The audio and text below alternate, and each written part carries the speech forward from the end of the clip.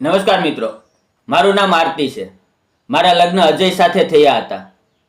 અજય એક પ્રાઇવેટ કંપનીમાં નોકરી કરતા હતા.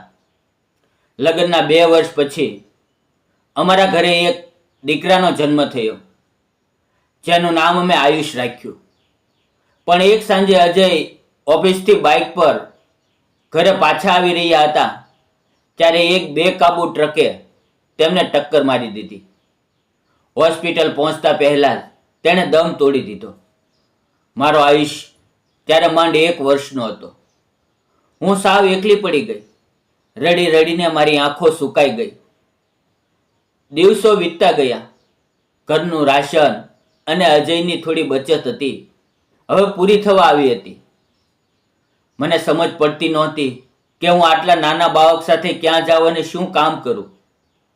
પણ એક દિવસ મારી પડોશમાં રહેતા ગંગાબાઈએ મારી હાલત જોઈને કહ્યું, દીકરા, ક્યાં સુધી આમ આંસુ વહાવીશ? અજય હવે પાછો નહીં આવે. આ દીકરાના મોઢા સામે જો. એના માટે તારે મજબૂત થવું પડશે.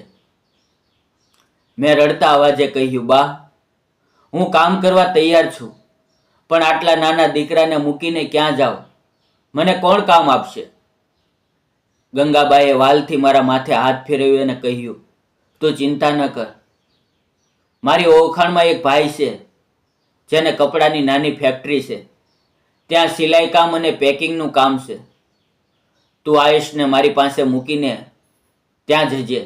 હું એને સાચવીશ. તું ત્યાં કામ પર લાગી જા. બીજે દિવસે હું ગંગાબા સાથે એ ફેક્ટરી પર ગઈ.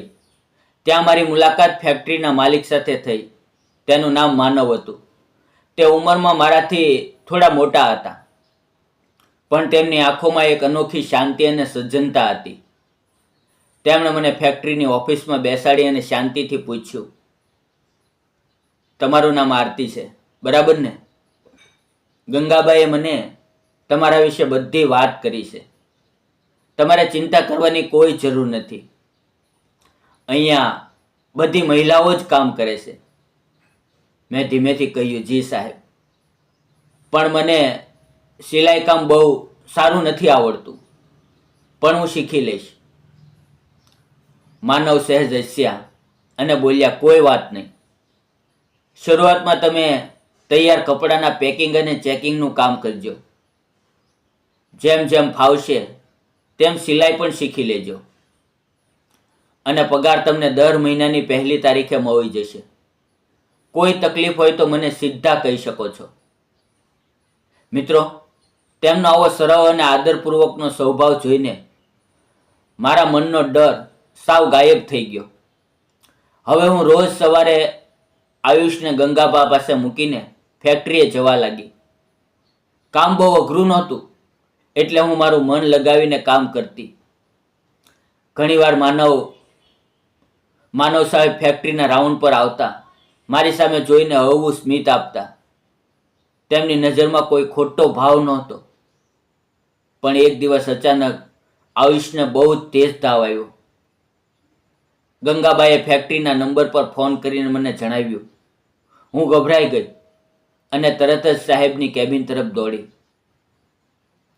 મારું આખું શરીર ધ્રુજતું હતું. માનવ સાહેબે મને ગભરાયેલી જોઈને કહ્યું, આરતી, શું થયું? તું આટલી ગભરાયેલી કેમ છો? મેં કહ્યું, સાહેબ, મારા દીકરાને બહુ જ તાવ આવ્યો છે. ગંગાબાનો ફોન હતો. મારે ઘરે જવું પડશે. મને અડધા દિવસની રજા મળશે? મેં રડસમ અવાજે પૂછ્યું. સાહેબે ટેબલ પરથી પોતાના કારની ચાવી ઉઠાવી અને બોલ્યા, રજાની વાત પછી, પહેલાં ઘરે ચાલ. આ સ્થિતિમાં તું એકલી કેવી રીતે જઈશ? હું તને મૂકી જાઉં. મેં ના પાડવાનો પ્રયત્ન કર્યો. ના સાહેબ, તમારી ગાડીમાં હું રિક્ષા કરી લઈશ. તેણે મક્કમતાથી કહ્યું, આરતી, અત્યારે દલીલ કરવાનો સમય નથી. ચાલ મારી સાથે. પછી અમે કારમાં બેઠા. જ્યારે અમે ઘરે પહોંચ્યા ત્યારે આયુષ તાવથી ફડફડતો હતો. માનવ સાહેબે પોતે ડૉક્ટરને ફોન કરીને ઘરે બોલાવ્યા.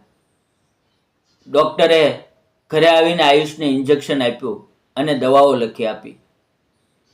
માનવ સાહેબે ડૉક્ટરની ફી અને દવાની ચૂકવણી પોતે જ કરી દીધી. મેં જ્યારે તેમને પૈસા આપવાની વાત કરી ત્યારે તેણે હાથ ઊંચો કરીને મને રોકી દીધી અને કહ્યું, આરતી, પૈસાની ચિંતા અત્યારે ન કર.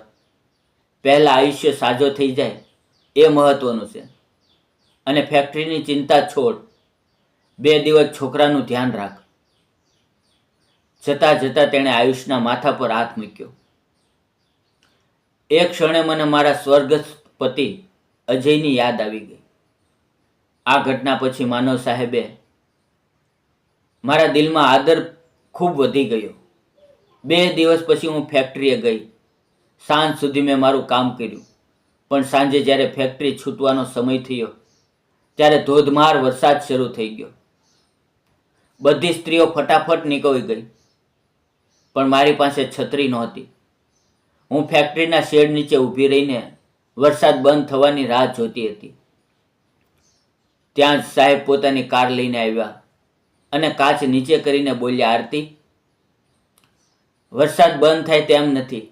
ગાડીમાં બેસી જા, હું તને ઘરે મૂકી જાઉં. વરસાદ ઘણો હતો એટલે હું ના ન પાડી શકી. ગાડીમાં આખા રસ્તે અમે શાંતિથી બેસી રહ્યા. જ્યારે અમે મારા ઘરે પહોંચ્યા ત્યારે વરસાદ હજુ પણ ચાલુ જ હતો. મેં વિવેક ખાતર કહ્યું, સાહેબ, વરસાદ બહુ છે, અંદર આવીને ચા પીને જાઓ.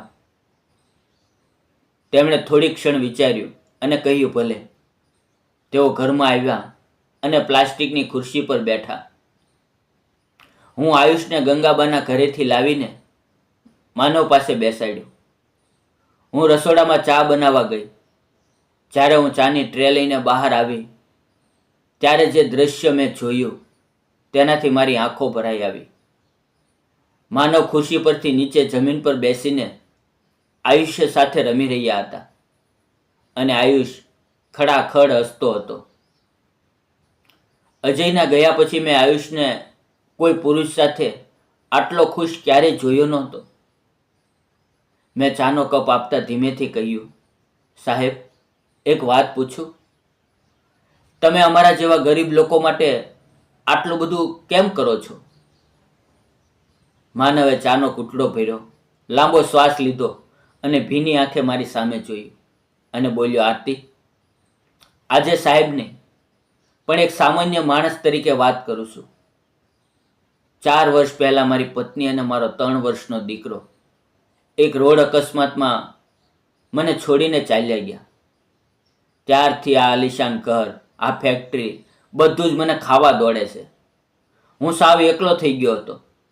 તેમણે ચાનો કપ બાજુ પર મૂક્યો અને ગંભીર અવાજે પોતાની વાત આગળ વધારી. જ્યારે મેં તને ફેક્ટરીમાં પહેલી વાર જોઈ ત્યારે મને તારામાં મારી પત્ની જેવો ભાવ દેખાયો. અને આયુષ, એને જોઈને તો મને મારો દીકરો યાદ આવી ગયો. હું આયુષને અનાથ અને તને વિધવા તરીકે નથી જોતો. હું તમારા બંનેમાં મારું ગુમાવેલું કુટુંબ જોઉં છું. આટલું બોલીને માનવ ઊભા થયા, મારી નજીક આવ્યા અને ખૂબ જ આદરપૂર્વક મારો હાથ પોતાના હાથમાં લીધો. તેમની આંખોમાં સાચો પ્રેમ અને પવિત્રતા હતી. તેમણે પૂછ્યું, આરતી, શું તું મને આયુષનો પિતા બનવાનો હક આપીશ? શું તું મારી સાથે લગ્ન કરીને મારા સૂના ઘરને ફરીથી સ્નેહથી ભરી દઈશ? હું વચન આપું છું કે આયુષ્યને ક્યારેય પિતાની ખોટ નહીં વર્તાવા દઉં. હું સ્તબ્ધ થઈ ગઈ. મારી આંખોમાં ખુશીના આંસુ વહેવા લાગ્યા. જે જિંદગીમાં માત્ર અંધકાર હતો ત્યાં આજે આશાનો સૂરજ ઉગી રહ્યો હતો. મેં આયુષ્ય તરફ જોયું, જે માનવના શર્ટનો ખૂણો પકડીને રમી રહ્યો હતો. મેં ધ્રુજતા અવાજે કહ્યું, મને અને આયુષને તમારા જેવા સાચા માણસનો સાથ મળે એનાથી મોટું ભાગ્ય બીજું શું હોઈ શકે? મારો જવાબ હા છે. થોડા દિવસોમાં ગંગાબાની હાજરીમાં અમે સાદાઈથી લગ્ન કરી લીધા. મિત્રો, આજે હું ફેક્ટરીમાં મજૂરી નથી કરતી, પણ માનવના ઘરની લક્ષ્મી બનીને રહું છું. આયુષ્યને એવા પિતા મળ્યા છે જે એની દરેક નાની ઈચ્છા પૂરી કરે છે. અમારો ભૂતકાળ ભલે દુઃખદાયક હતો, પણ અમારું વર્તમાન અને ભવિષ્ય હવે પ્રેમ અને ખુશીઓથી મહેકી રહ્યું છે. મિત્રો, તમને શું લાગે છે? કપરા સમયમાં એકબીજાનો સહારો બનીને નવેસરથી જિંદગી શરૂ કરવાનો અમારો આ નિર્ણય સાચો હતો કે ખોટો? કોમેન્ટમાં જરૂર જણાવજો. અને વાર્તા સારી લાગી હોય તો લાઈક જરૂર કરજો. ચેનલને સબસ્ક્રાઈબ કરવાનું ભૂલતા નહીં. ધન્યવાદ મિત્રો. ફરી મળશું આવતીકાલે. ત્યાં સુધી તમારું ધ્યાન રાખો. આવજો.